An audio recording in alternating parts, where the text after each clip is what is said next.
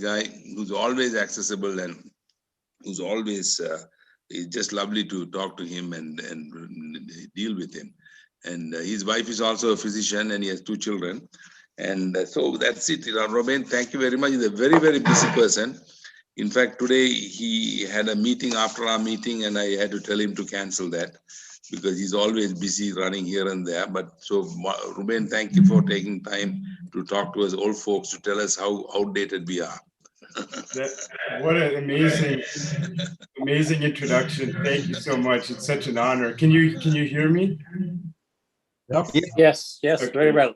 Connie and Uncle, thank you so much. That meant a lot, especially the part about the personal character. That's the most important. I so appreciate. And Connie and Uncle has been a role model to me throughout my life. He's known me since I was born, I think, and Imamonti too. And I've learned a lot from his wisdom. I'm going to share my screen. Is that okay? Yeah, it's okay. Okay. You're on. So, can everybody mute yourselves, please, excepting me? And 1 second here. Karnina told me that this was meant to be a very informal discussion. So I've made it light, and we hope that you'll learn something. And very interested in your views. So please, ask questions as we go through. And I'm very excited to do it. So Karnina and Dr. Pathalinkum had already alluded to this. So I was going to just mention a few things about my family so you know me. This is my father has been a role model to me. His life in medicine inspired my work. This was at his 80th birthday. We're on a boat in Florida.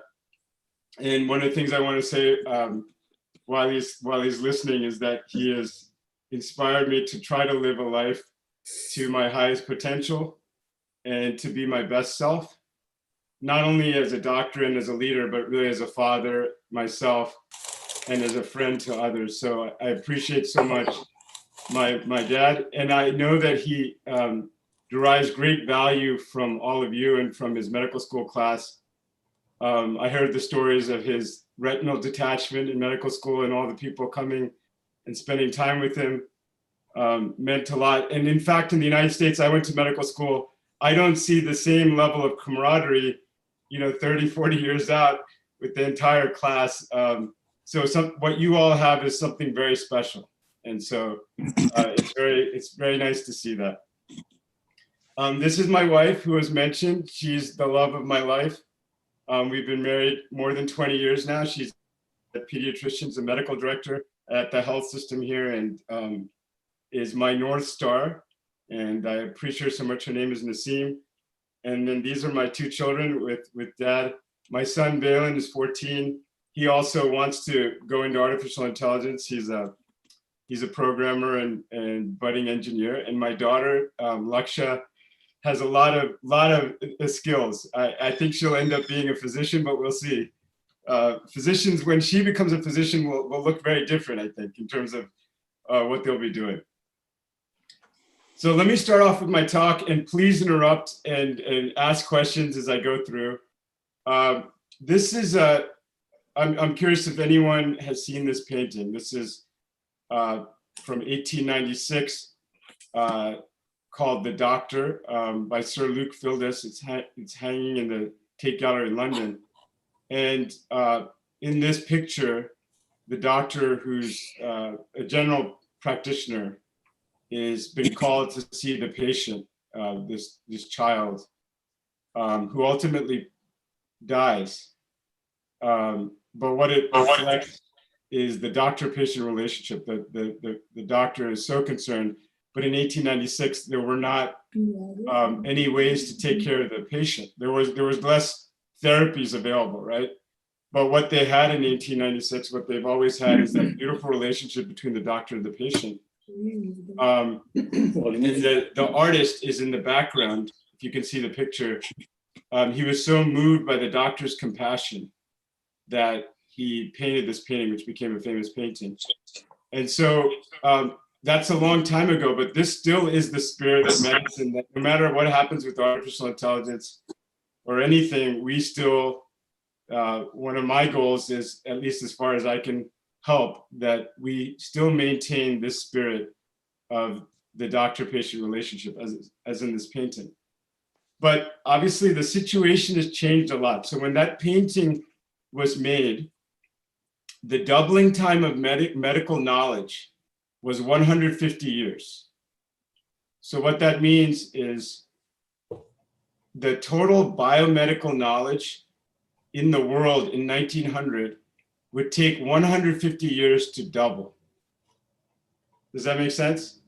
So it would take 150 years for all of the knowledge to double. But now look at this curve. It's dropped rapidly, and in 2020, it's you know, really, it's actually much less than a year. 2021, it's about 9 months, eight or 9 months to double all the biomedical knowledge in the world. And the prediction is that by 2040, 2050, the total biomedical knowledge in the world will be doubling every 10 minutes, every 20 minutes. Can you imagine that? All the clinical trials, all the fields, all the therapies, the total biomedical knowledge will double every 20 minutes. So if you're graduating medical school and my daughter's graduating, she's 12 now, so if she graduates in 20 years, in 10 to 15 years, the doubling time of all the medical knowledge will be every, 5 to 10 minutes. So there's no way that the theory, one of the theories to consider is, can any human brain deal with that biomedical knowledge, even if you become extremely special? So that's an important question to ask, right? Well, 1 second. So I wanted to talk to you about the area that I work in with a lot of other people, which is artificial intelligence. And I thought I'd define artificial intelligence for you all, which is, it's really simply the ability of a computer to perform a narrow task or a broad task that's typically requires human intelligence. So a narrow task is, I'm looking at an X-ray and I just want to know what the diagnosis on the X-ray is. I would call it a relatively narrow task. A full task would be, I go in the hospital, I round on patients, I talk to the families, I understand what's occurring in the world with sort of health insurance, and I know that there's going to be a storm tomorrow, so I can't see them in my office. A number of different things have to come together to do a full task, right? There's a lot of information. So that's the difference between narrow and full artificial intelligence.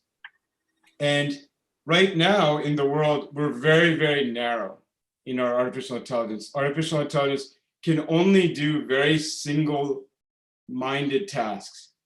And so we're very far away from what, even in non-medical work, full AI, and certainly far away from what we could do in medicine.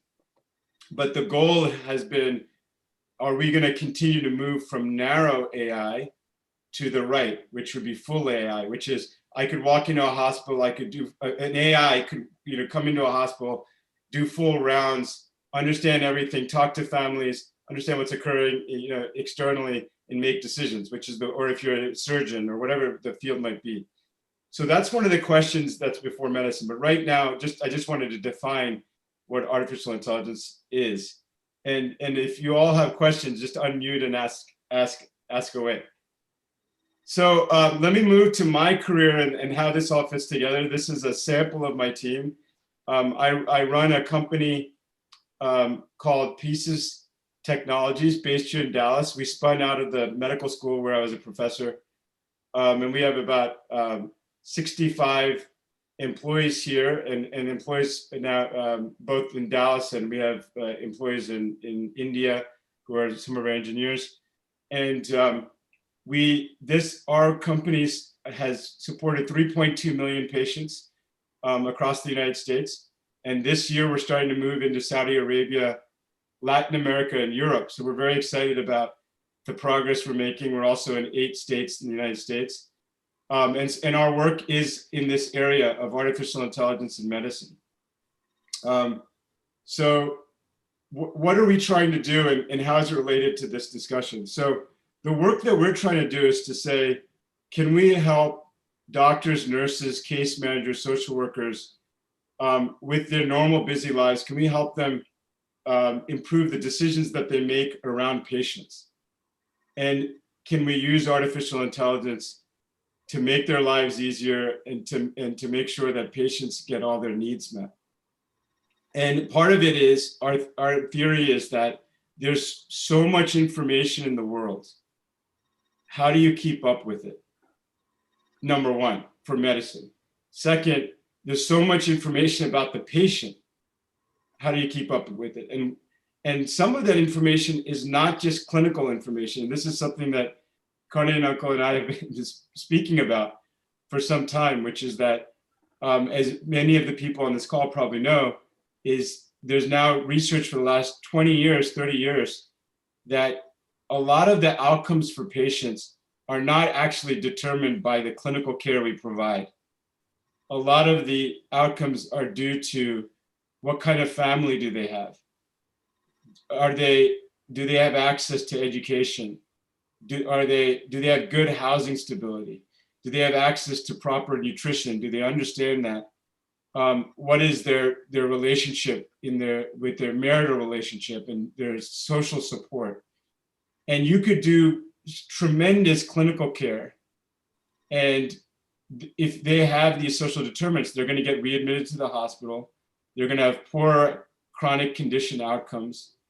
So you really need to provide the best care. You need to be able to provide ideal clinical care, and you need to provide also, can you help them with the social determinants?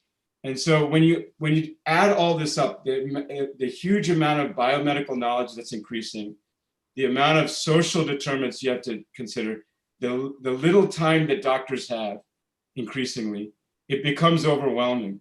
And so I think artificial intelligence can help. It should not replace the doctor. I think that the role of the doctors will change. But I think clearly these kinds of systems, AI systems, are going to need to be used in the future in some way. And, in my generation and the generation that's following, I think the doctors are saying, look, the medicine is so important, but it's not my entire life. I need to, which I think was different maybe in other generations, where medicine was a huge part, right? Is 90 hours, 80 hours a week. And that was it. I think a lot of people, my generation, and certainly the generation following me, is saying medicine is one part of my life, but I'm a family man. I've got to get to my kids' soccer practices. I have other goals and dreams and ambitions for my life. And so when you combine that plus the huge amount of information that they have to deal with, we're going to need AI systems to keep doctors happy and healthy. There's so much burnout in medicine. And I do think that AI isn't replacing, it's helping support these people. So what do we do? We're the work that we do in our company, and I'm going to go beyond ours. I'm just telling you the work that I do every day, is we have two kinds of work where we're trying to help the doctors with their patients and make their lives easier by supporting them in all the decision making. And then we also help on the social determinants. We help hospital systems plug their patients into resources in their community to help them with those social determinants of health. So it's very public health oriented. It's helping patients with social determinants is the best part of the work that we do, I feel like, from a mission standpoint. But I wanted to talk a little, get into the weeds a little bit more about where I think artificial intelligence is going, and people can ask questions. So this is just a very high level diagram of how our system works with doctors. So the way we're increasingly working here on the left is the patients. And there's data from electronic medical records in the hospitals. For those of you that have seen those, you probably worked in those, where hospital systems and clinics, they're now no longer on paper, right? You type everything into the computer, you do your orders there. It's not fun for a lot of doctors. It's a lot of work to type all that stuff in. I think that's going to change over time. We're going to move from what I think will be keyboard-free environments where you walk in and you see the patient and video cameras and microphones will capture what happens and type it for you. We're not there yet. But regardless, there's a lot of data that's generated in these environments. We also have patients increasingly, they have watches, they have rings like I'm wearing, which collects biomedical data. This is a ring that is collecting my heart rate, my heart rate variability. It's collecting my temperature. It's collecting my movement, and it's much easier than a watch or a phone. But that information's coming in. We have smart devices in the home. We have information coming from neighborhoods. All of that information can come into artificial intelligence systems. And then you can see here the boxes. The AI system is trying to, what we're trying to design is for that AI to interpret that information like a doctor would. And one of the key pieces of that information is to read the doctor's notes, the case manager notes, and also be trying to understand what are they worried about? What are the doctors worried about? And all the other information. Then it goes through lots of what we call algorithms, hundreds and hundreds of algorithms. And algorithms are simply, when you, in medicine, we have algorithms for if a person has an acute myocardial infarction, you're saying, okay, what are the 5 things I need to be worried about? And this is what I'm going to do. Algorithms are those things, but they can be amplified so that they can bring in hundreds and hundreds and thousands of variables. So this person lives in this zip code. There was a car crash there yesterday. This is the temperature. There was a snowstorm. This was everything about their past medical history. This is what we know about their family environment. You pull all that in and you can make predictions about what may happen if I do X, Y, or Z. And that goes into these models that say, what will happen for readmit, or what will happen to their chronic kidney disease, their CKD, or are they at risk for sepsis, or what will happen to their length of stay, which is that LOS in the hospital. So the machine is trying to understand with all those variables what might happen, and then it reduces it back to the doctor and says, hey, these are everything we know about this patient. This is what you might consider, and these are what the literature says might be the best options. And then here you go on a plate, what would you like to do? And then that information can then be used to support the patient. That's the work that we do. And this doctor here that you see with the magnifying glass, we have doctors in our company that are constantly every day teaching the machine what it got right and what it got wrong. And the machine learns, and then it looks at a patient in Maryland and it looks at a patient in Iowa, and it sees some differences. It tries to transfer that information from what it sees in the Maryland patient to the Iowa patient. And the doctors we have in our staff will help teach it, you were right or you were wrong about a certain conclusion. And it learns faster and faster. As it's exposed to more patients, it learns more information. And that's something that's interesting because an individual doctor is only exposed to what they see in their practice over time, right? And you forget about things. You forget about a patient, you're 2,000 patients ago, you forget about that, or this new literature comes in. Whereas AI systems don't forget. And as they're exposed to more and more populations, they see more. So it can be very powerful that way, if that makes sense. What can you do with it? This is work from our system, and I know you're all a doctor, so you might be interested in some of this. This is what we call a neural network. So you may have heard that term. A neural network is a fascinating area of computer science and mathematics. This was a neural network we built. A neural network is a computer program that's designed to replicate the visual cortex of the brain. So the visual cortex has multiple layers of neurons, and each set of neurons interprets the last set of neurons until it can interpret an image that it's looking at. And in machine learning and AI, they translated that into real world problems where they can build computer networks that replicate the visual network, where you have what you call layers. And the more layers you can have a 7-layer system or a 10-layer system, but it's able to operate like the visual cortex of the brain operates. But here we're using it on numbers. So here, my engineers built a neural network to predict all the patients in a hospital that may immediately need to be moved to the intensive care unit. And the system has learned by itself the patients that need to go to the ICU. So it didn't need any training.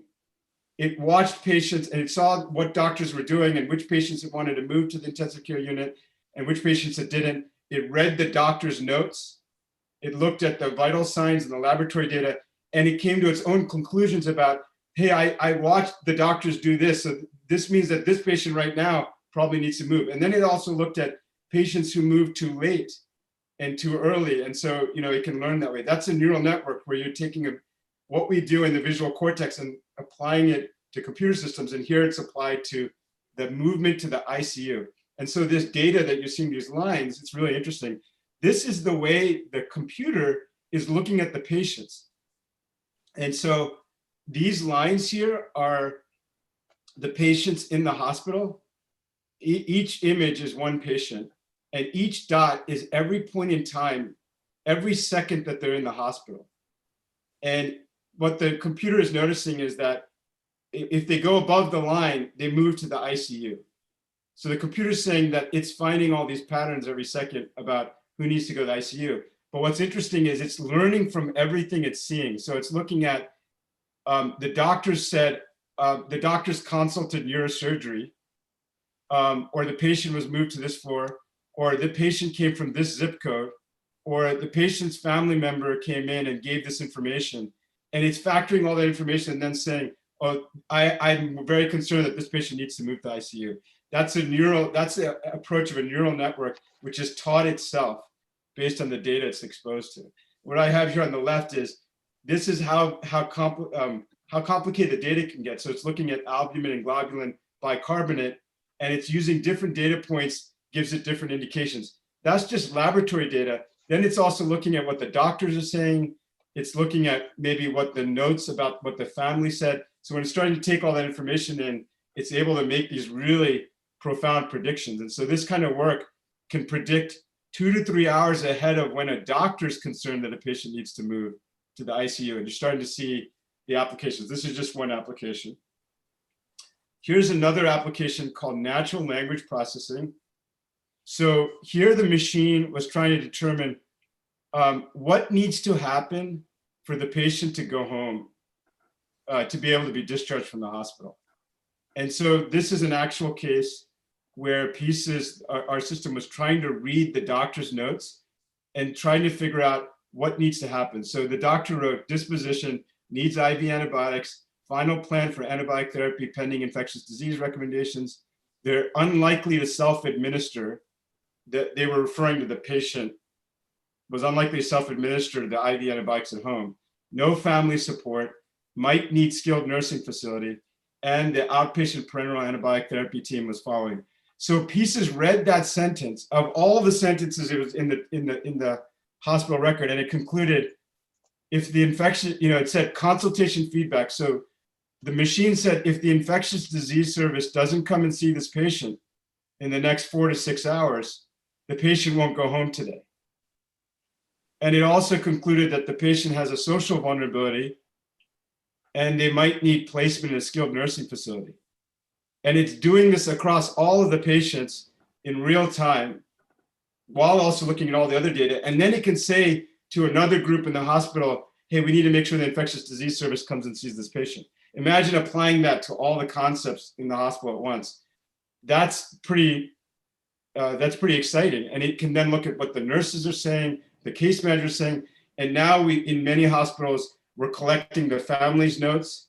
So we ask family members to say, what are they concerned about? A doctor can't read all that information. There's just not enough time in the day. You can't look at all the information, but the machines can start doing that. And that's some of the advantages of what's occurring.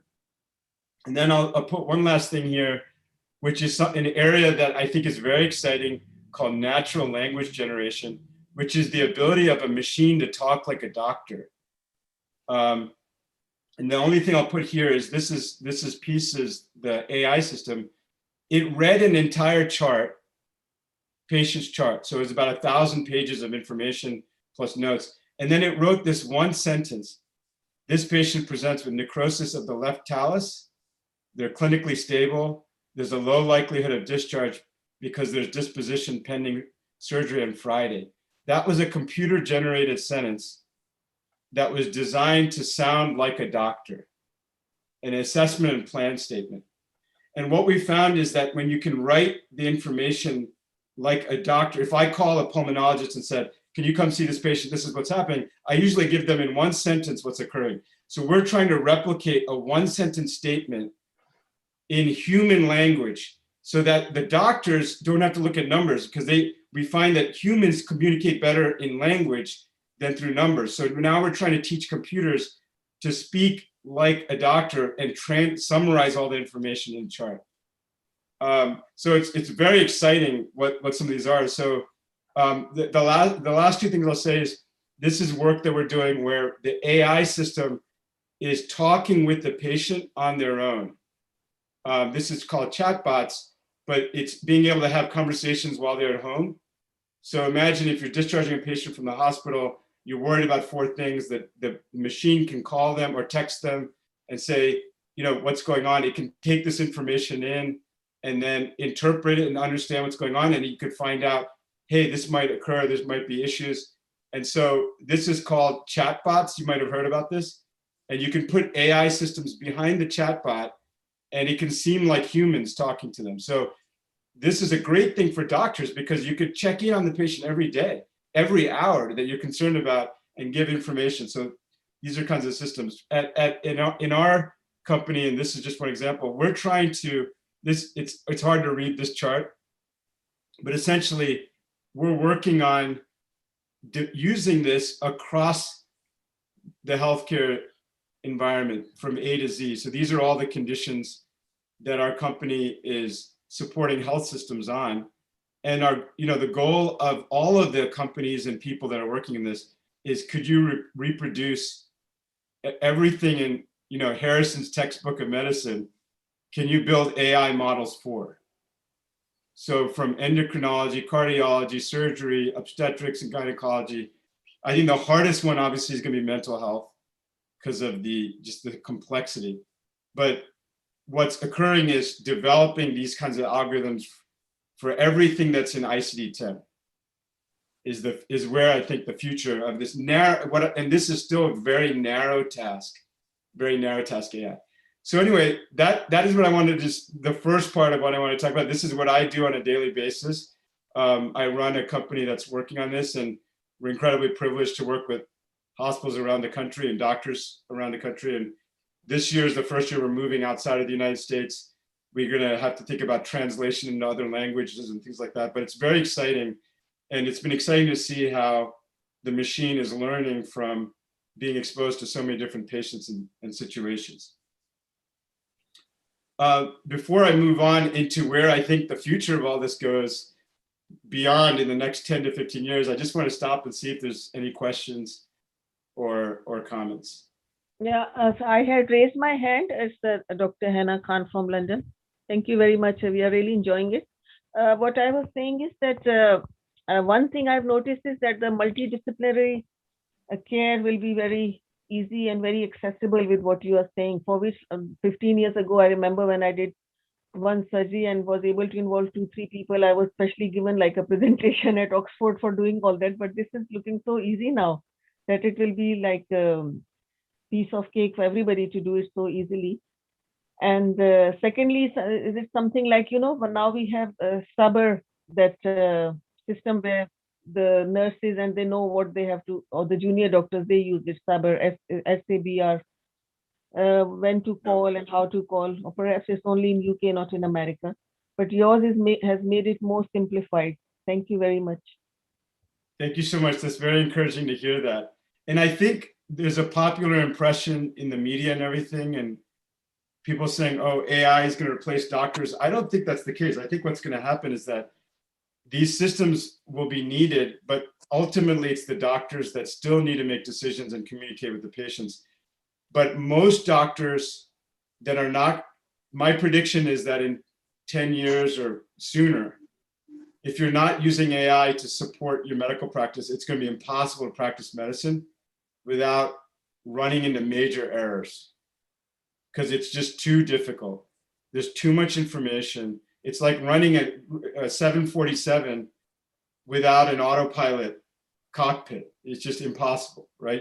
Medicine's too complicated. And we're going to be moving out of the hospital and more care in the home with robotics and smart devices.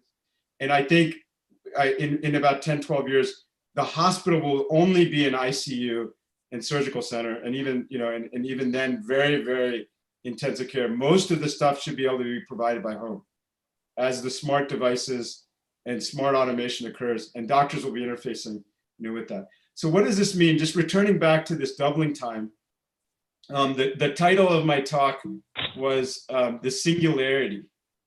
And so I want to talk about that, but I want to show you some really, really interesting to really make you think this week. I hope I can, you'll have some interesting conversations. So this is a chart about the future of technology. I think this is one of the most important charts in computer science. It is not, there's a lot of people that disagree with it. So I'll say that right away. It's very controversial, but it's been published by an engineer that's really one of the foremost computer scientists of our generation, Ray Kurzweil. And he's a senior engineer at Google. But he plots this chart, which I think is very interesting. So 1900 on the left, all the way to 2100. 1900 is when that picture was, right? That picture I showed earlier, that painting. And now we're in 2020. And so it's the timeline. And then on the y-axis is the number of calculations that a computer at that time could make per second for the purchase price of $1,000. And I think that's a really important thing, because it's the idea that how strong is the computing power and how easy is it to purchase? Because if it's easier to purchase, that means it's going to be more ubiquitous. It's going to be more present everywhere, right? So this chart, and this is the plot over time, and in fact, it's been remarkably predictive of what's happened. The number of calculations per second per thousand was 10 to the negative fifth in 1900, when that painting was made, which is really not it's not a computer, it's really a paper-based system. And then we gradually improved. And when you arrive at 10 to the 8th calculations per second, you're equivalent to one insect brain, the computational power of an insect brain. 10 to the 10th, which we crossed about in 2008, is the power of one mouse brain. So you can purchase for $1,000 the computational power of a mouse brain. So here's the big thing. The prediction is that in 2030, we will be able to purchase the computational power of a human brain for $1,000. That's really significant, because the key with the AI is, if you're building things like visual cortex and other things, you have to have the computational power has to keep increasing. Our biggest problem right now is that the data is starting to overwhelm the computational power that we can do, but we're continuing to improve. So when you get to one human brain, for the cost of $1,000, you can purchase a human brain's computational power.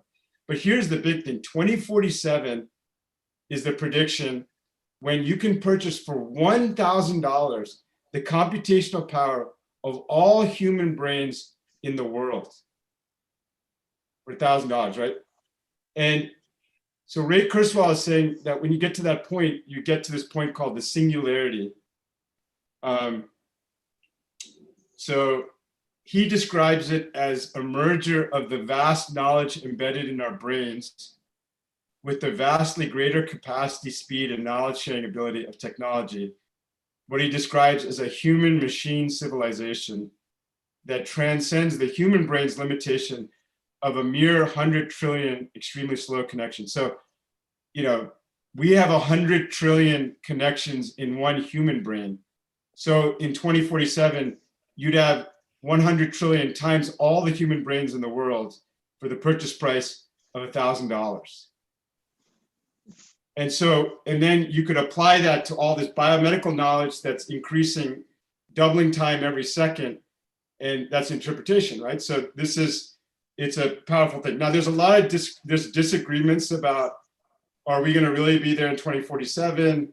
Is it going to be till 2080? Or there's a lot of questions about that. But you can see where this is going, and we're starting to see it in a lot of our industries. So when you compare that to the doubling time of medical knowledge, right?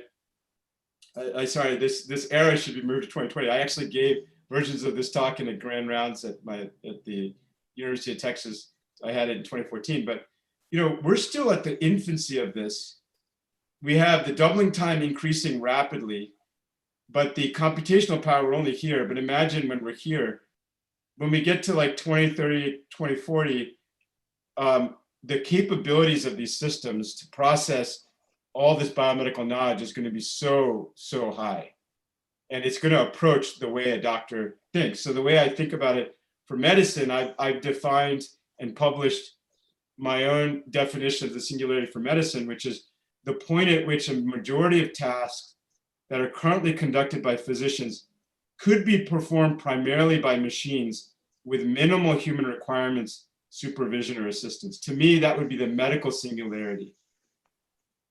And that's where Carly was talking about, where I was saying, what is the impact of this?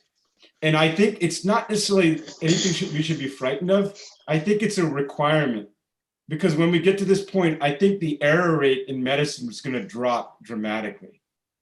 Now, there's so many ethical issues, legal issues, things like that.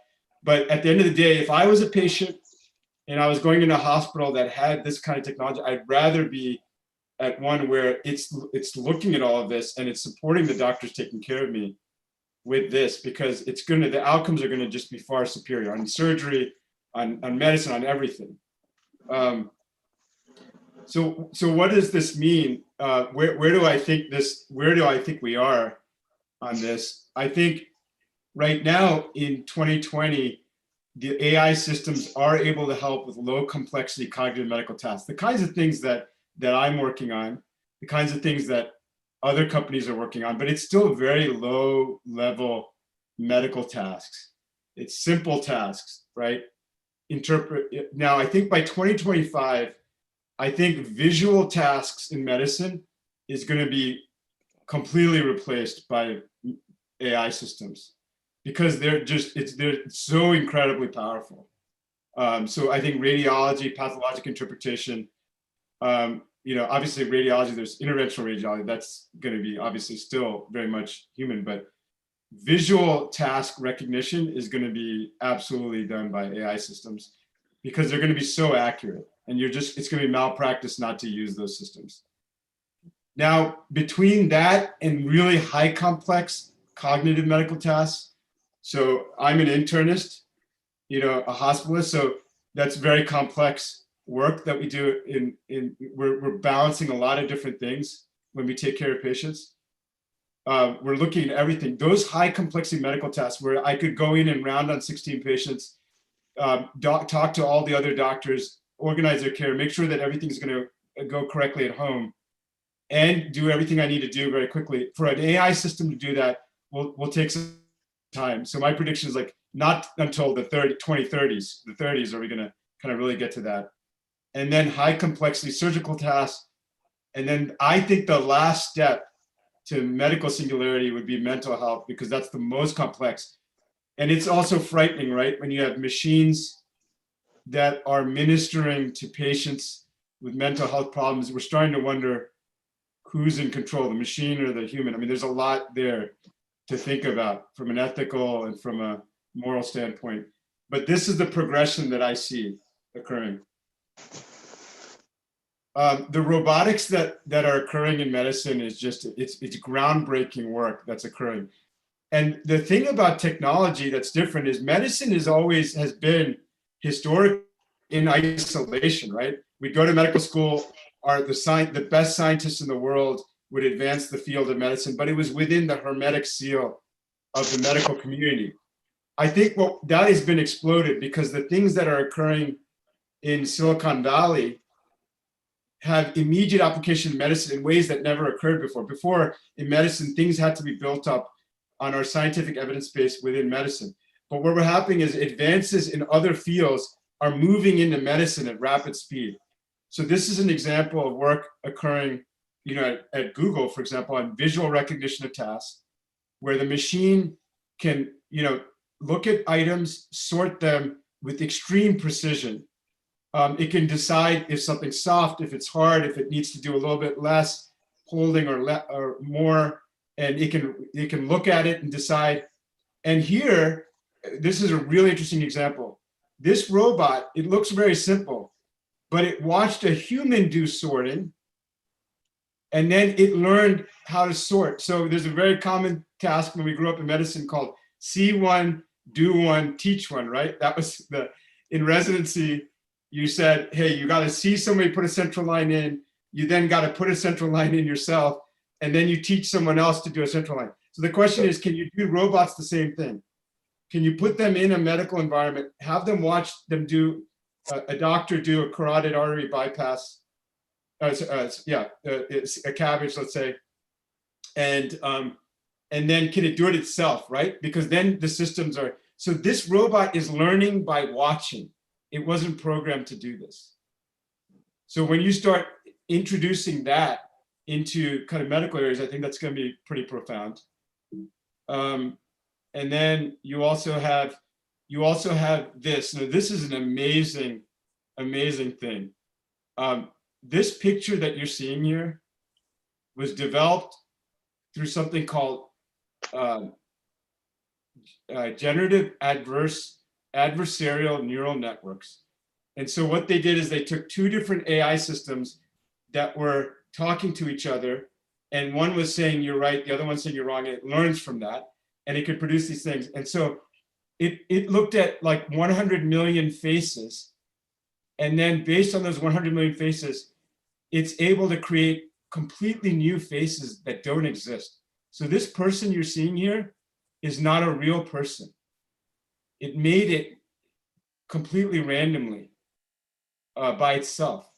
And you can't tell, right? Could you tell that this is this person doesn't exist? No, it's impossible to tell. It was able to look at 100 million, billions of images of faces and make its own face.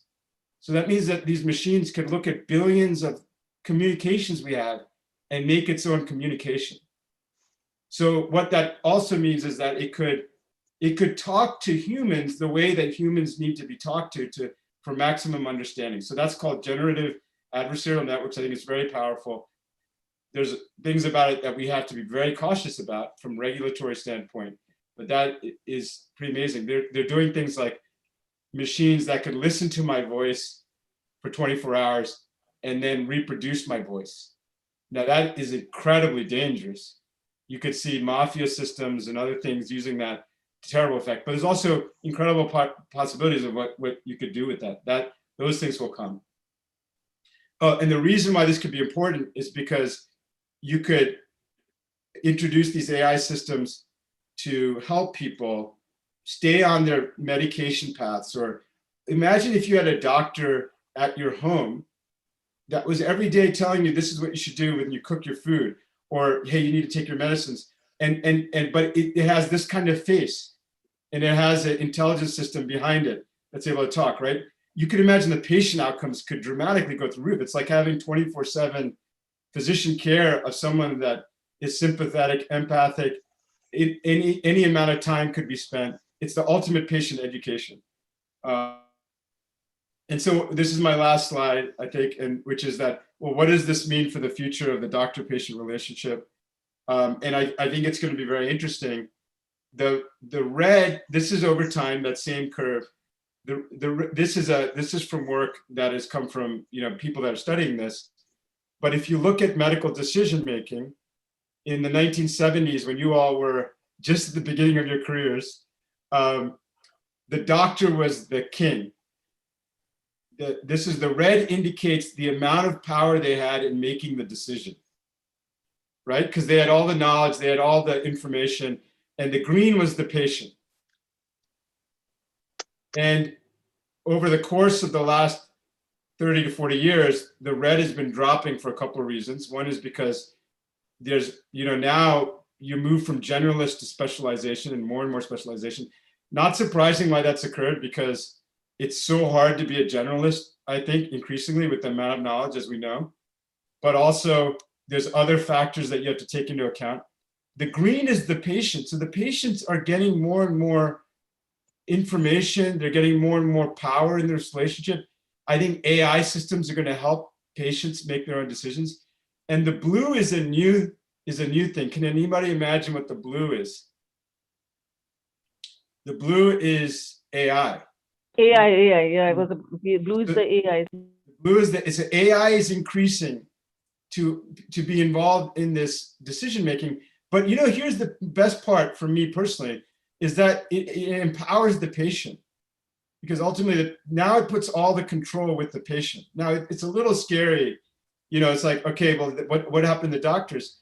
But the doctors, the role of the doctor is going to change a lot. It's going to be very different. I personally think, I was telling my daughter who's very interested in medicine, the doctors of the future have to be very knowledgeable about computer science and engineering, and even I think they're going to be very much systems architects of how care is delivered, as opposed to just daily, you need to take this medicine, or this is a treatment plan.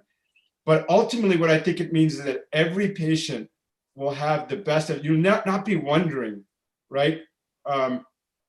My wife was diagnosed with a very rare tumor last year. It's 1 in 14 million have it. There's no evidence for what you do and how you do it. We had to look up to NIH. We had to go to MD Anderson. And I'm a doctor. I'm a CEO of a medical company, and still was very hard to get the information. But I think in the future, these AI systems will help anybody, anywhere, be able to get the information. So I think the role of a physician, the role of like doctor architects, is going to be architecting these systems for the best outcomes. So that, I think, is still really important. What is the moral implications? I think that as a species, humans have done a poor job of looking ahead to the future and regulating what needs to happen. There's a lot of ethical issues. There's a lot of privacy and security issues. There's a lot of bad actor possibilities of people hacking into these systems. Those things frighten me every day. If you're not completely frightened about that, you're not thinking about it enough. So I think that's a huge, for the people that are working in these areas, that has to be top of mind. Now the the FDA, Food and Drug Administration, is starting to regulate artificial intelligence in medicine. I've been advocating for that for a while. I'm very pleased that that's occurring. But all those kinds of things need to keep occurring. But it's an incredibly exciting time to be doing this work and being a bridge from the past of how medical care was delivered to the way I think it will be in the future. I think at the end of the day, we still have to preserve the ultimate humanity of medicine, which is caring about people and helping them be the best people, the best lives that they can have with the best outcomes. That's ultimately what we're about. And so we have to embrace this new world. We just have to make sure that we do it in a way that is protecting, of all the people in our care.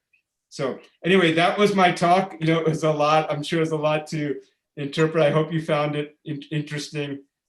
Thank you all for your careers and your contribution to the world. It's very inspiring, and you've been great role models to my generation of doctors. So with that, I'll stop and happy to take any questions. Yes, Ruben, I have a question.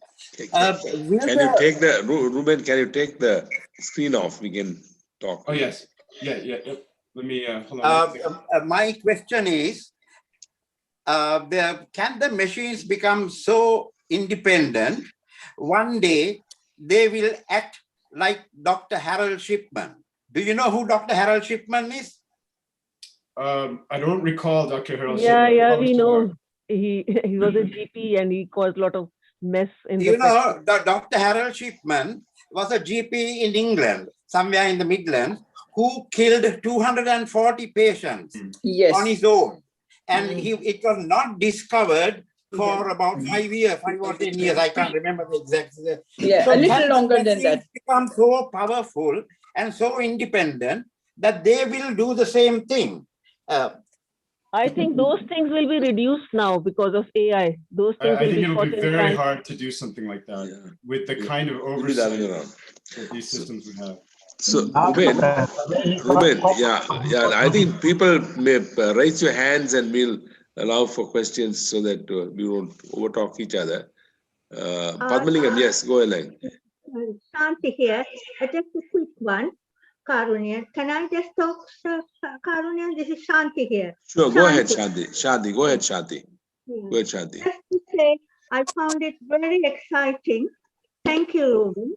But equally, very frightening, because I suppose we are the oldies. I think with all this increased technology, we used to talk about human error. Now I think we will be talking about computer error. Yeah. And two questions really arising from that. One that comes to mind is that we, quite a lot of doctors in some way or other will be made redundant. And with this increased or prolonged life, and going back to what you said, that drawing of 1896, I think I'm being a psychiatrist. I want to say that the human touch, that compassion that made that drawing possible at that time, how much of that would be lost in all this technology? And I think, are we playing God or are we prolonging life for some reason? And as I said, I belong to the old age people, old age here. So I think, are we prolonging life for what purpose? And where does all this end up? Is, as I said, is very exciting field, but is also to me very frightening. Ruben, you want to answer that? Yeah, I think it's a profound set of issues that you're raising that are absolutely correct. If we're not frightened by this, then we are going to have major disasters. And not to get political, but sometimes I've seen a coarsening of discussions at the national, international level that frighten me, because the politicians and others don't have the level of nuance and subtlety that's required for the future. That's where I think we'll go wrong, is we're not appreciative of the future issue. But I want to get to a point that you had brought earlier, which is the artificial intelligence brings up the questions of our very humanity and existence. And you brought up the point of God. And I think the AI systems will simply be an image of ourselves. There's this famous, from the Genesis story, for those of you who know that, there's that man was made in the image of God. The question is, will we build these AI systems with a moral framework or not? And I think that that would be an image of our best selves. It can also be an image of our worst selves. And we've seen examples of AI systems discriminating based on race and other things. And so these are profound questions that need to be handled by the best minds in our universe. One of the things I tell my children, my son who wants to go into artificial intelligence, is that the best training for artificial intelligence is not mathematics. You're going to be superb in mathematics. The best training for artificial intelligence is ethics, philosophy, spirituality, because that is the fundamental things that need to get figured out. The technology part, we're absolutely going to be determined. But I couldn't agree with you more. And I personally, as someone in the field, I'm also very frightened by, and frightened, but also excited. I think it's a question of, we have to get in front of the problem. And that's what's most critical. So Ruben, I want to just ask you a more mundane question in a sense. I presume every patient who comes to your hospital system is connected to this system, right? And then you figure out all the variables and make it easy for the physician. Have you had studies to show that the outcome doing this is better in terms of either preventing death, disease, or anything? Do you have data on that? Yeah, we do have data on that, and it's an evolving field, like any any field where you need various types of data. It's hard to do randomized controlled trials, but we have a lot of what we call observational studies.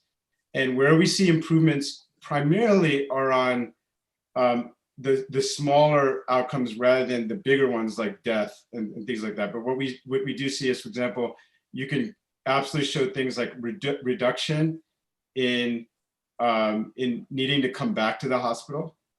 We can show reductions in length of stay, so meaning making the hospital stay more efficient because things are happening at a faster pace, or you're not letting things fall through the cracks.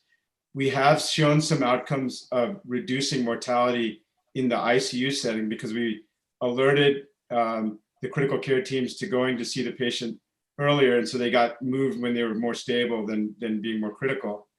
And we're starting to see evidence in chronic diseases. We're currently working with a big firm everyone knows, Baxter International, which provides a lot of renal dialysis equipment. We can show that we can predict an individual requiring dialysis will need dialysis and avoiding emergency dialysis situations. So I think the evidence base is being generated, but we're still very early stage. There's still a lot of evidence that needs to be determined, and we need to use the same approaches that we've had in the past. Thank you. Anyone else? It's Lawrence? me. Yeah, Sorry. it's Padmalingam, Benita, and then Lawrence, you want to talk? Yes, I've got Yeah, so a- we'll go Padmalingam, Benita, and then Lawrence. Okay, Padmalingam, go on. You are muted, Pads. Padmalingam, you are muted. Padmalingam, you are muted. Still muted. Okay, Benita. While we wait for him, let's go to Benita. Benita, all the way from Australia. Benita, you are also muted. Maruf, you have to unmute these guys. You can unmute them, yeah. Unmute the people. You have muted everyone. Dr. Maruf, can we have 10 CPD points, please, for this session, for our CPD? Yeah, Maruf, you are muted, Maruf. We can't hear you.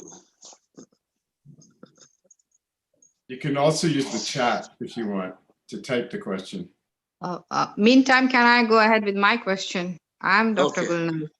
Okay. Thank you, Maruf. Ruben, for an interesting talk and amazing talk.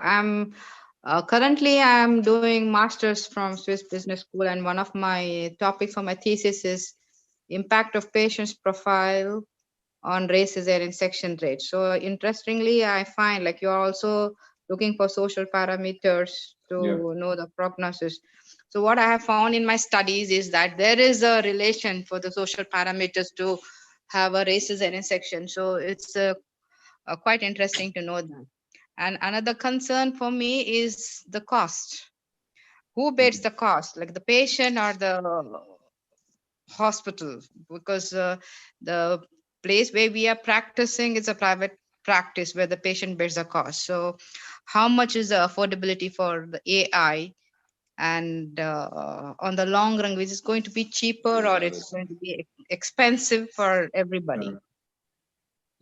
Wonderful questions. On the cost factor is the AI systems are very expensive right now. Yeah. And so even for us, we have a hard time providing our work to smaller hospitals. It's just very hard from an expense standpoint. Just even for our own, let's say, profitability, we have to charge a lot to maintain the technology. But I do believe it's dropping at a very rapid pace. And as I think eventually right now the purchasers are hospitals and insurance plans because they can afford it.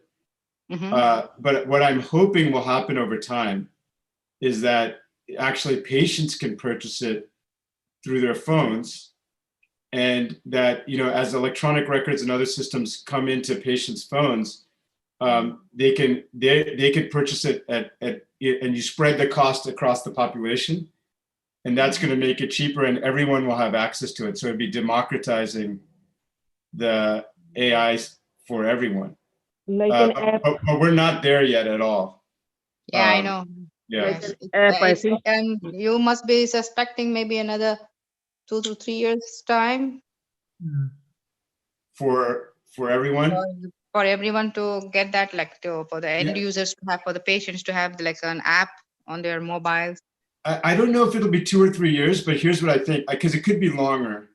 But here's what, because I think there's a lot of different complications. Plus, it also depends where you are. United States versus Europe, very different regulations around this.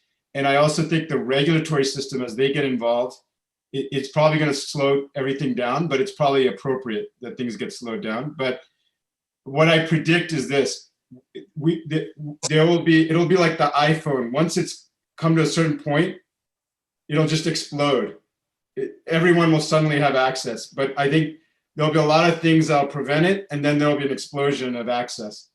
But I don't know if it'll be 2 to 3 years or 7 years or 8 years. Yeah, it'll be interesting to see. One minute. Sorry. Do you think artificial intelligence will be incorporated in the medical school teaching? Oh, absolutely. It will have to be. I think like things like anatomy will be replaced by things like statistics, and things like the pre-medical curriculums are increasingly going to have computer science. And I think, and then clearly going to have the ethics of this work and systems architecture and things like that, ethics of AI systems. But I think that this will become a part of the curriculum. How do you work with these systems to get to the best outcome for the patients? So there are a number of people wanting to ask questions. Maruf, if you hear me, you are muted, and you have muted many people, but I think Benita is still muted. Benita, sorry, Benita. Lawrence, okay, Lawrence, why don't you go after Lawrence, Saro, and Benita when you're unmuted, and Padma. Yeah, Lawrence, go ahead, and after this, Saro, yeah. Thank you for excellent talk. I have 2 technical questions. First of all, I've always had trouble with this idea that you're reconstructing the visual cortex. Now, the visual cortex is very good at detecting physical things like orientation, motion, line versus a face. Yeah. But the inferences, such as the identity of a face is in the splenium, things like beauty are in the medial frontal cortex. So fine for physical, but the meaning of the physical is interpreted somewhere else. So first of all, the analogy with the visual cortex doesn't quite hold for me. My second question is that your machine learning is based on existing knowledge. To give you the example you yourself gave, in 1875, racial theorists said the blue-eyed blonde person is the most perfect. Now you produce that, and you know about the Jennifer Aniston neuron. So these are existing prejudices being translated into a seeming objectivity. And how would such a model cope with paradigm shifts in medicine, which is what is revolutionary in medicine? There's a wonderful question. So I'll start with the second question first. So I'll repeat it if people couldn't hear, which is essentially the machine can replicate our own biases. So, and there's already a lot of examples of that. For example, there was an insurance system that used machine learning to determine who should be eligible for certain healthcare claims. And it found that African Americans were rejected by the AI system at a higher rate than non-African Americans. And it found that it was doing it because it learned that pattern from the humans it learned from, which was another interesting component. And so machine systems can replicate biases that exist. And so to your example of a blonde-haired, blue-eyed person, maybe the ideal vision of beauty, but that could change.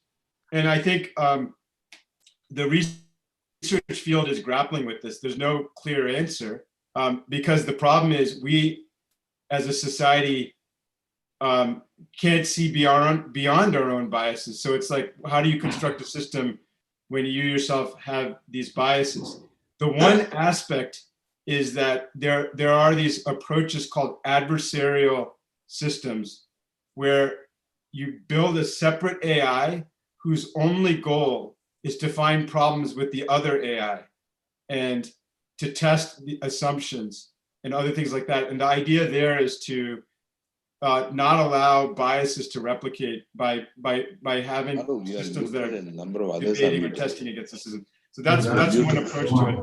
The visual cortex thing, Dr. Ratna is absolutely correct. The visual cortex approach to machine learning can only be used in these narrow tasks and cannot be used for more broad AI tasks. And in fact, isn't really a full replica of the visual cortex. It's just the idea of using these layers as they're used in the visual cortex. And to do more complicated AI tasks, you have to have much more complicated AI machinery. And some of that will replicate the brain, the human brain, some of it won't. So the visual cortex analogy is really a very narrow approach, but great questions. Yeah, thank you, Ruben. You know, Saro, just before Saro and Padmalingam and Benita, you're unmuted, so maybe after Saro, Benita, just a tidbit of historical interest. Ruben's great-grandfather was perhaps in the first batch of medical students ever trained in Sri Lanka. He was one of the students of Samuel Green, who formed a medical school in Jaffna in 1850, before Colombo Medical School. So he's, I think, your great-grandfather, right? I think so, yeah. Green Memorial. Green Memorial one in Manipal. Green Memorial, yeah. So he was, and that doctor, he was a missionary from America, who decided to teach medicine in Tamil. And he was a Columbia University graduate who translated medical text from English to Tamil, so that the students who learn that don't leave Jaffna and they stay and practice in Jaffna. So Bobby is the third generation doctor and Ruben is now the fourth. And with his son, it may be 5 generations of doctors, starting from 1856. So he's got a rich tradition. But I don't think either Green or your father would have quite visualized your medicine as going into artificial intelligence, but still, it's an interesting tidbit. You know, his father was in the first batch of 6 students who were trained to be doctors and given degrees by I don't know which university. But anyway, sorry, with that tidbit, Saro is a pathologist whose job is going to be gone in 2025. Okay, so I won't be around. But anyway, I just had a comment and then sort of a question. I think the comment is that I think the technology is going to advance no matter what. We're not going to be able to stop it. So it's going to go where it's going to go. And what's going to happen is going to happen. My question was regards a little bit of like in terms of privacy. We have already seen how much privacy we have lost with the advance of technology as of now. So we've had the HIPAA rules where, you know, no one can know what's happening with you and so on. And usually the advances of technology are made without thinking of setting up the security needed around them till disasters happen. So in terms of privacy and with all the hacking, the availability of anybody to get into anybody's personal data, what kind of privacy could you have? Would you have to work into that in the future? Yeah. Because obviously, if it's a computer thing, anyone can maybe get in, can access your medical records and all your data. That's very true. There's 2 answers to that. I think the first one is the harder one, and the second one is the tactical one. But the harder one is that, and I don't know the answer to this. It's very, very hard, very exciting, very concerning, and we have to be completely focused on it. But privacy as a concept is probably going to be completely diminished and gone unless you're completely willing to divorce yourself from the modern life, modern existence. So I think the one way you do it is to completely go off the grid and not avail yourself of modern life. And this is what I think will happen. There are going to be people who are going to want to do that. But if you do that, then you also won't be able to benefit potentially from what these technologies and these modern life systems are going to be able to do. And I think generally what's going to happen is more people, 99.9% of people, will accept the trade-off because they're not going to want to separate themselves from what these things, these life-saving technologies can be. But there will be people, like we've seen throughout society, like the Amish, you know, the Amish and other people that choose to live more sealed off because they don't want to participate in this sort of technology. And they may be happier in some ways, but there'll also be major trade-offs. But I think 99.9, I mean, Facebook and all these things have indicated that for very trivial things like posting your information on Facebook, people are willing to do that with significant privacy loss for Facebook.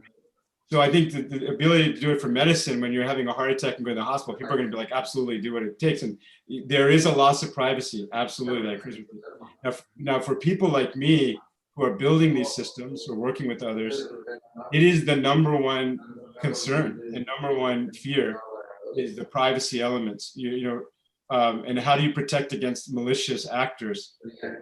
And I think part of it is it's going to be a continuous, constant effort. And the second part is, I think the question is, can we use the same tools like artificial intelligence to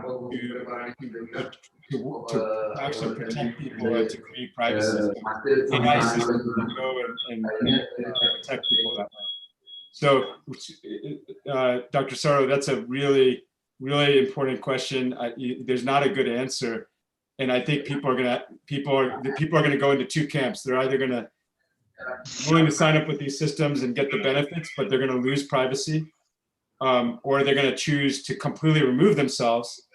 It's going to be very binary. It's going to be very hard not to move into a binary thing. And then hopefully the developers and the leaders and the politicians and the regulators and the technologists will continually be keeping that as a gold standard of maintaining privacy to the maximum extent, maintaining security to the maximum extent, using these same AI tools to do that. But it's going to be very hard. And you get worried when you see the types of people sometimes that are in charge of our decisions. But yes, that is a huge, huge issue. Thank you, Ruben. Thank you. Thank you so much for your answer, Ruben. I also have a son in medicine, and if this talk is going to be on YouTube, is it, Maruf? I think I'd like him to listen. So today he was kind of busy. I think Maruf is recording it. Okay, is it? Yes, it's on YouTube. I like to also, I think you should show it to all the children who want to be doctors. It's on YouTube. Yeah, so all the children who are going to be doctors. Benita from Australia, you were patiently waiting. Yeah. Benita is Thanks, ophthalmologist. Ruben, I think we should introduce Ruben to our doctor, our colleagues to Ruben. Benita is an ophthalmologist and an anatomy professor. She's done 2 careers very successfully, and she has a picture of us in the medical school in Colombo. But go ahead, Benita. Thanks, Ruben. Only thing, the first question has been already answered because I wanted to ask about getting the medical students involved in the exercise so that they have familiarized themselves with the AI and come out. When they come out, they know how to go ahead and progress. So that you have answered. The second one is what happens in the pediatrics section? You know what I mean? This is adult medicine, all. The pediatrics one, how does AI is going to help? And the third one is just an observation. Now you put that slide up saying that in 1970s, we were the kings and the queens in medicine, and the patient was just a small ant. And now the patient is expanding, but it's going to be in 2030, 40, there may not be any doctors. I'm sure AI will take over and will be technicians running it. And it will be a lost job. There won't be, nobody wants to be a doctor because the ego that we are doctors, we treat, seems to keep us going. That may not be there. Please. How do you respond to that, Ruben? Yeah, please, those who are not talking, please mute. There is some background noise. Sorry, yeah. Okay, that's a great question. It's sorry. Can you still hear me? Sorry, one second. There's some background noise. If you can cut that off and Maruf, mute and then let people raise their hands and unmute. Okay, go ahead, Ruben.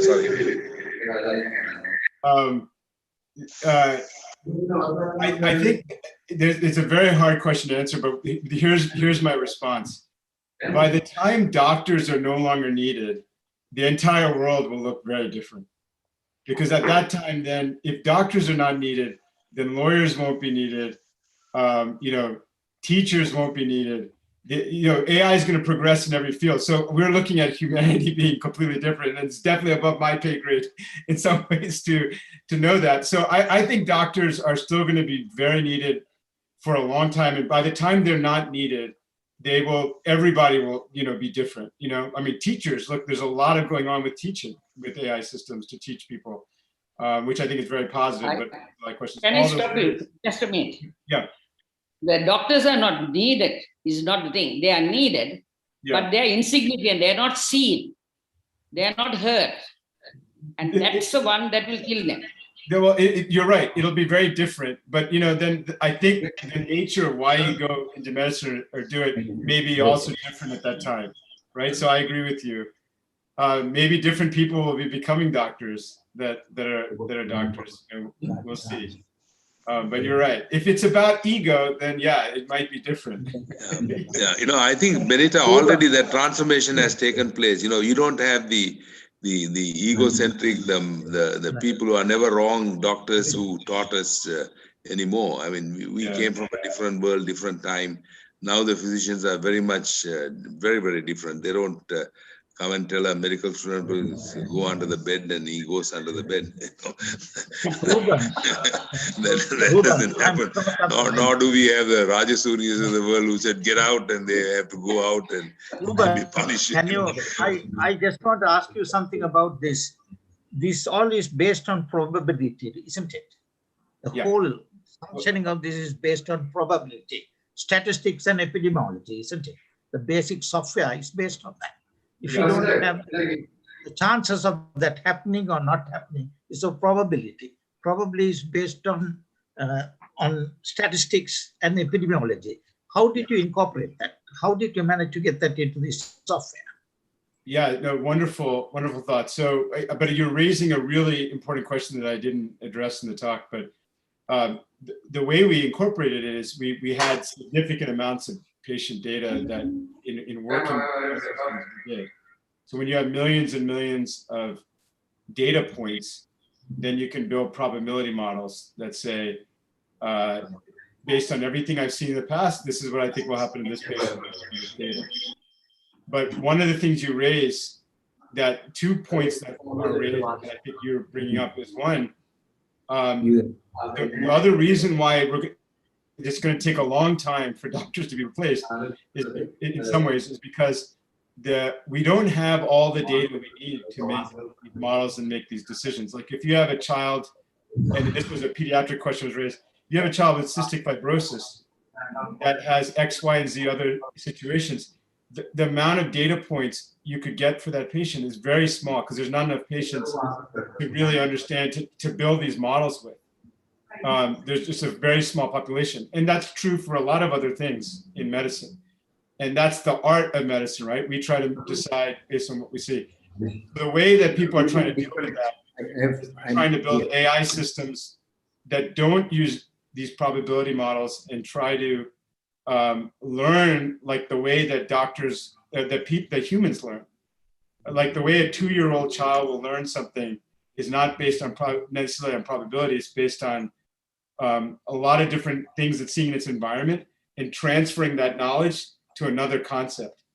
And that's the use of that kind of learning. It's called transfer learning, is in very early stages. It's the way a child would learn.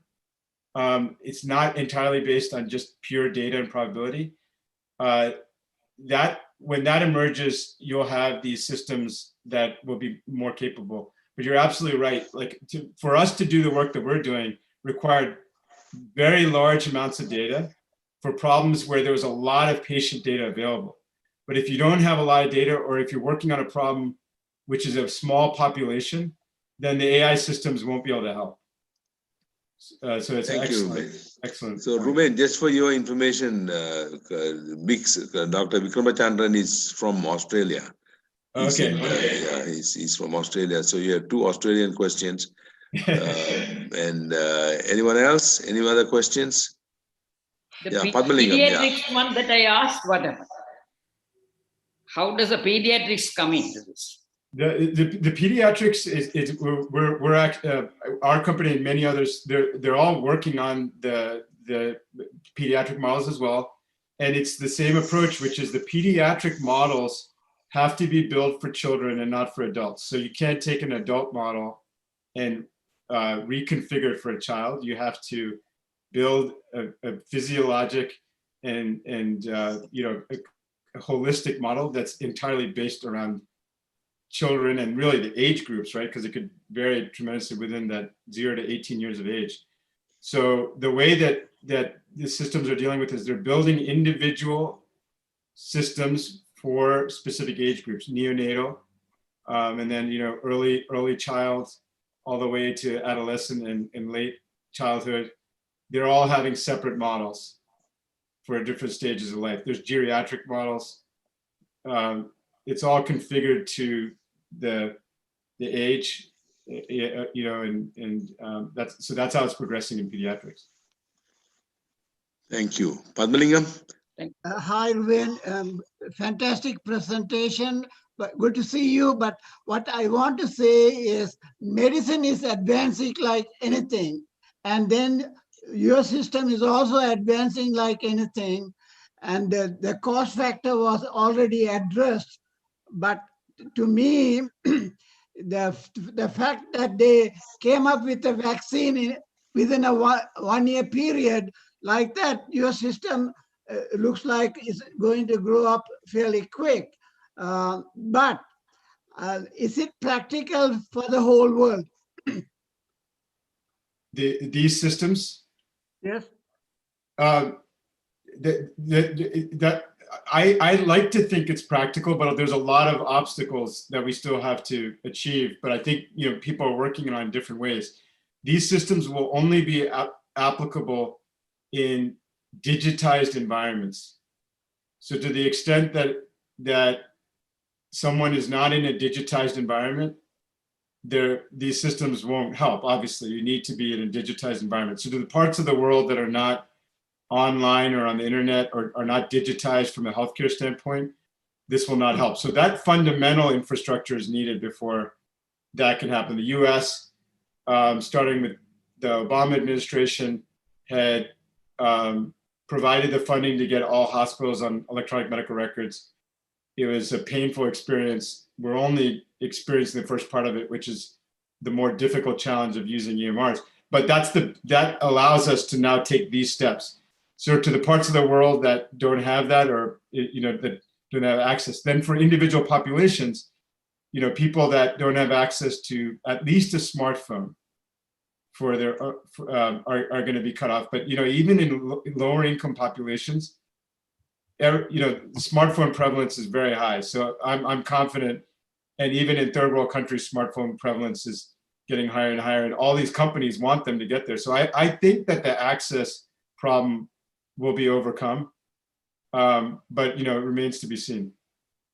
My comment again is the doctor-patient relationship and the communication between the doctor and the patient is sacred to me, being an old guy. So, but modern medicine and modern technology is very good, but I still like the old way of, like your dad and me practicing medicine.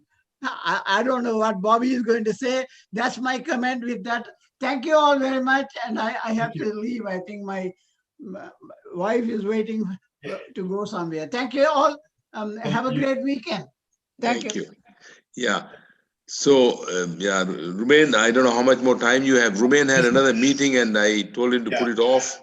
Thank you so much. I should probably go soon, but I very much appreciate this, and the questions were absolutely outstanding. And thank you for the engagement. And thank you for, again, the lives that you've led and the inspiration. And I'm sure all of your children and your medical colleagues learned so much from you. I certainly did. Thank you so much for everything you've contributed, and appreciate it. Ruben, it's a true privilege to have you speak to us. You know, I've seen you grow up and always admired you and always interested in what you're doing. So thank you for sharing with us and showing and a wonderful talk. Wonderful talk. Thank you. Yeah, thank you. Thank you all. Okay, bye-bye. Love you all, and have a wonderful weekend. Thank you, Ruben. Thank you. Thank you, Ruben. Yeah. Okay, what are the next? Maruf, yes. Boss Maruf.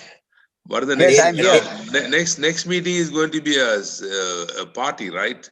That's what he's planning. Also some lectures. I have a lecture on. We can give it, or you can have a party. Yeah. That's why this studio will be useful. I think we can have sing a song. I think the psychiatrists have to tell us whether to have fun. Saro said to lighten up the program 2 times ago. So we'll have to find something more magic, maybe. I don't know. So, Karunian, thank you very much for bringing Ruben.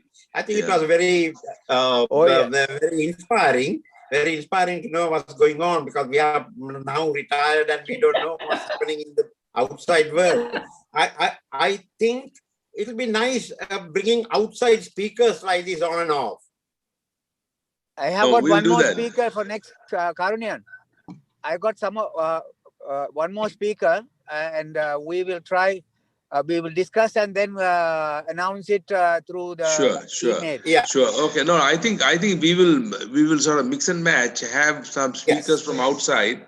At the same time, you know, human interest stuff and so on. I'd love to have. I don't know. Some of you folks have children who have children who are physicians and others. You know, I don't know whether they have anything interesting to present. I don't know whether they are doing something different or interesting that can keep us going. I don't know. If there's anyone who has such children or know anyone, friends or so on, you know, it'll be nice to get them also involved. It's nice to have our children. And gradually we have to move to the second generation as well. Yeah, Cody. I think we'll have to include our second generation in the group. Sure. Charles, Kodikara? He's muted. You are muted, Majan. Majan, you are muted. Kodi, Koda, unmute yourself.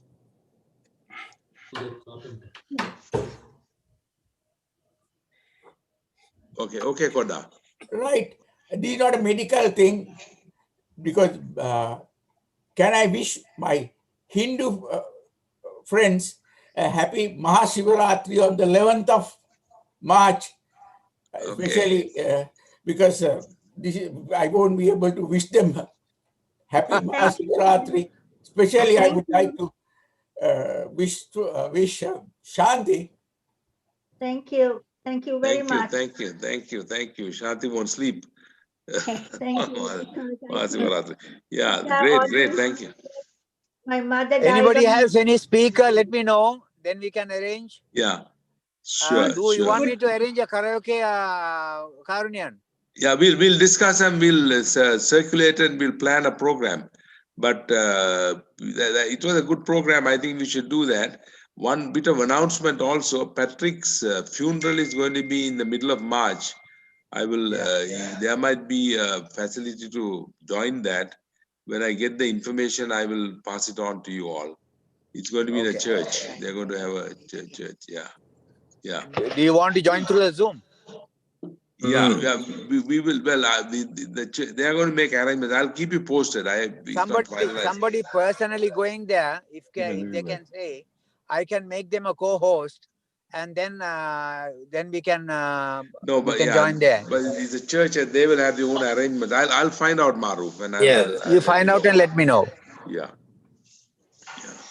Any other comments? Would people be interested in some kind of a sleep disorder discussion? Yeah, I think your it's a son very does that. important one. I mean, we all have it. Can your son do it?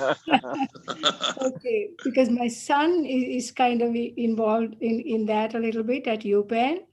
I can check with him whether he'd be interested in. We'd love to have it. We'd love We'd to have love to him, have and him. we'd love to have him. It'll be so. That's a very important subject.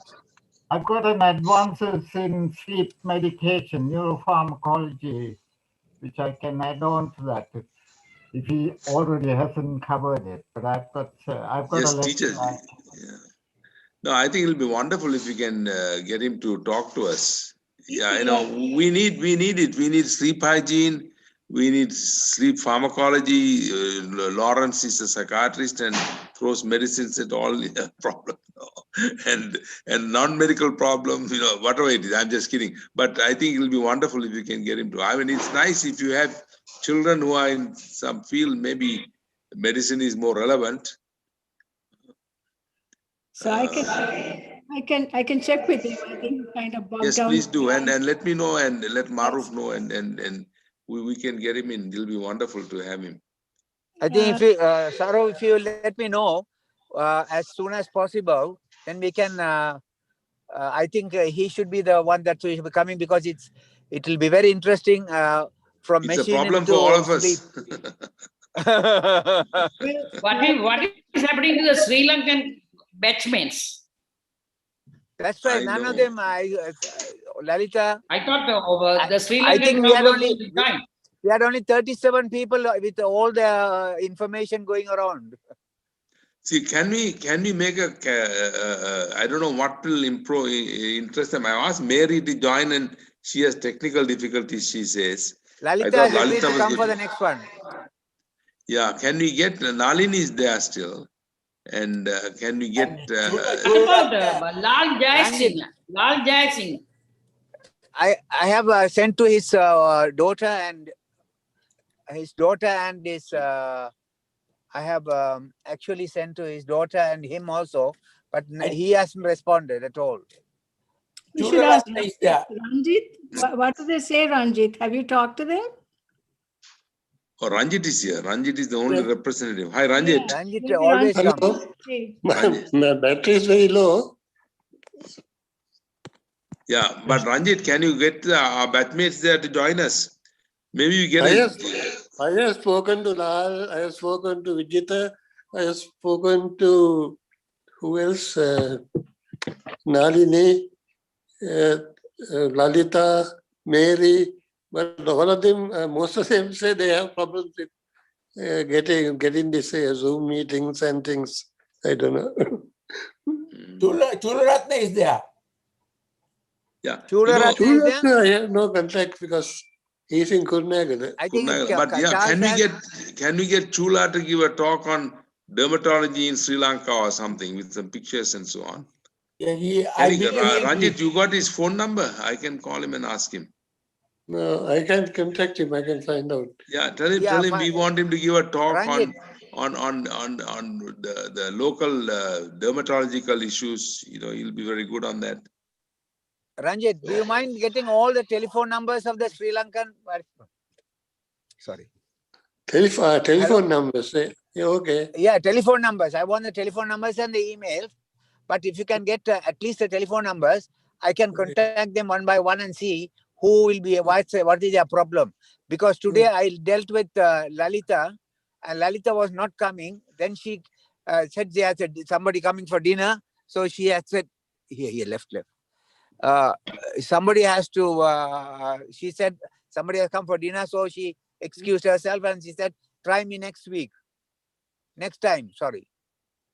I wonder if they can, they get together like to have dinners and lunches and things. I wonder if they can get together.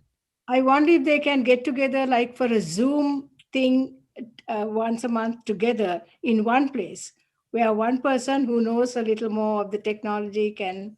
Yeah, this is only technophobia that is keeping them away. They used to come. Maruf, now when Saro and I, we were there in Sri Lanka, every time we used to meet all of them. They all come together. We all get together and have a dinner. Right. Yeah, So that's if true. they can meet in someone's house at least That's right. once a month, If and one person can organize a dinner, Or Mary's, and even at Mary's place, or somebody with a computer on. Mhm. Vijita, Well, all they all had guys it. used to come all the time. you can suggest They that. had a Zoom on Nilani's birthday. Yeah, I have know. a Zoom party. In They 5 can That was have minutes, because this will Nalin was finish. there. What happened Nalin was to there. Go to what my happened computer and go. to Raja Banda? You're here. I'll do it here on the. Don Banda, here, right here. Banda didn't come Don today. Banda, I couldn't get through to him even to talk, but I think he must be, because at the time it's 3 a.m. in there. You know, he may not be. Last time also he didn't turn up. Last time also, you know, he had a wedding. I know party for the birthday party for his daughter. No, the problem is it's at 3 a.m. It's at 3 Yeah, a.m. for them. You know, I mean, nobody wants but to no, get up even at then that time.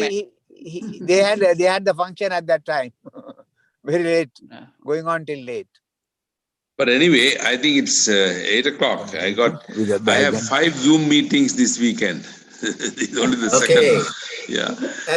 Thank you very much, everyone. I'm leaving. No. Yeah, I think Thank we have a you. wonderful Thanks meeting, very and much. we will figure out. Saro, let us know. It will be wonderful to have your son. Yeah, but maybe the next one should be something lighter, and then maybe after that we'll have a No, but I think if he'll, you know, you helped us to meditate. If he'll help us to sleep, you know, that'll be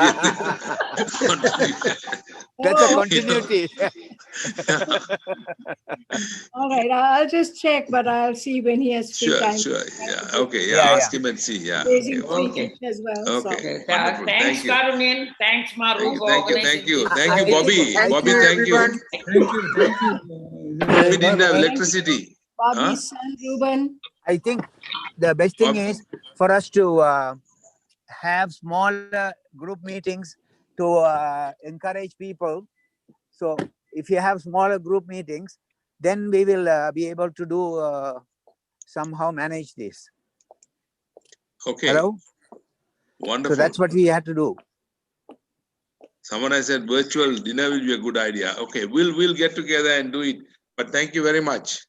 I'm good. I have to run because I have an interesting topic, which is how to reverse your age. It's a how to lecture, how to reverse how to become 40 years. Age. No, just reverse your 1,000 rupees, you get a new birth certificate. I'm going to give the methodology. Okay. Free of charge. Hi, Glory. How are you? Anti-aging. Anti-aging. And That's right. there is a Look lot younger. of much of Look younger as you get old. Other than AI. Okay. Okay, folks. It's nice to be old Thank too. you. Wonderful. Yeah. Thank you, Okay. Karunin, for being Oh, open no. Thank you. Thanks, Maru. Thanks, Maru. We'll get some more interesting talks. Yeah. Thank you. Thanks. Thank you. Thank you. Okay, shall leave now. Thank you. Yes. Okay. Bye. Thank you all. God bless you all. Lovely to see you all. Thanks, Maru. Thanks, Karunian. Okay. Hi, All the Glory. best to you. Thank you. Thanks for coming. Thanks Everybody, for coming. thank you. Bye. Thank you, everyone. Bye. Take your computer only. I'll quickly connect. We are going one by one. By the time I reach here, just take only the computer. I think I want to know how many are left. Almost everyone is gone, I think. I can't see them in this one.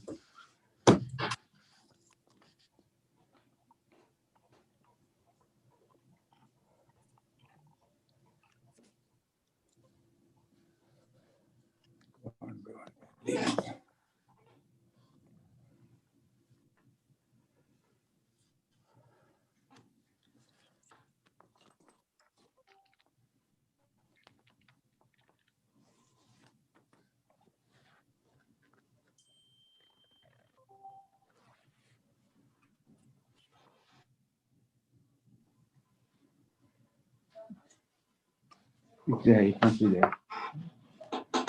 In the front here. No, this.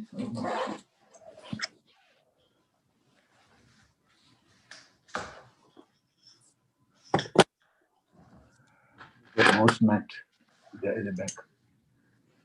That's okay. I don't know.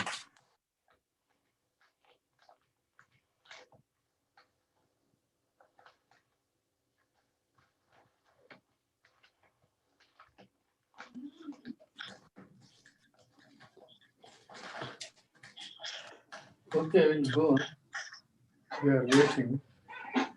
Yeah. Yeah, my brother's family. Yeah. You carry on. I will manage. Oh, don't worry. Thank you very much. Huh?